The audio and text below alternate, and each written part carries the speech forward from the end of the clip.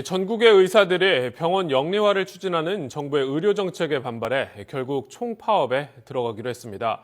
파업 돌입 시기는 오는 3월 3일로 결정됐습니다.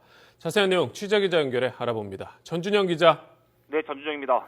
의사협회가 총파업 여부를 두고 어제 오후부터 조금 전 새벽 1시까지 논의를 벌였는데 결국 총파업 돌입을 결정했다고요.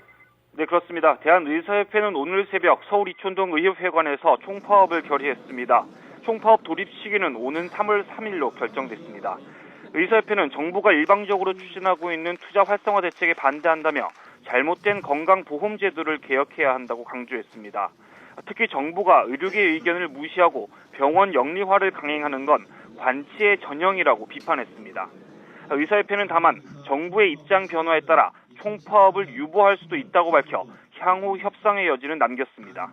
또 정부가 제안한 협의체에는 참여하지 않고 새로운 조직을 제안하겠다고 설명했습니다. 오늘 의사협회 대표들이 결정한 총파업은 전체 회원 9만 5천 명의 모바일 찬반 투표를 거쳐 최종 승인 여부가 결정됩니다. 네, 이 같은 의사들의 집단 행동에 대해 정부는 어제 엄정 대처하겠다는 입장을 밝혔었죠.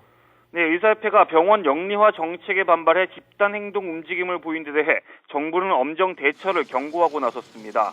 문영표 보건복지부 장관은 어제 저녁 긴급 기자회견을 열고 의사협회가 파업까지 불사하겠다고 한 데 대해 심각한 우려를 표명한다고 밝혔습니다. 문 장관은 병원 자회사를 허용하는 건 새로운 첨단 의료기기 개발과 해외 환자 유치 등을 위한 것으로 공공성이 훼손되는 게 아니라고 설명했습니다. 또 원격 의료는 거동이 불편한 노인이나 장애인, 만성 질환자 등을 위해 동네 의원 중심으로 제한적으로 도입할 계획이라고 덧붙였습니다. 특히 환자의 생명과 국민의 건강권을 볼모로 하는 행위는 어떠한 경우에도 용납될 수 없다며 불법 파업이나 진료 거부 행위가 발생하면 관련 법령에 따라 엄정 대처할 계획이라고 강조했습니다.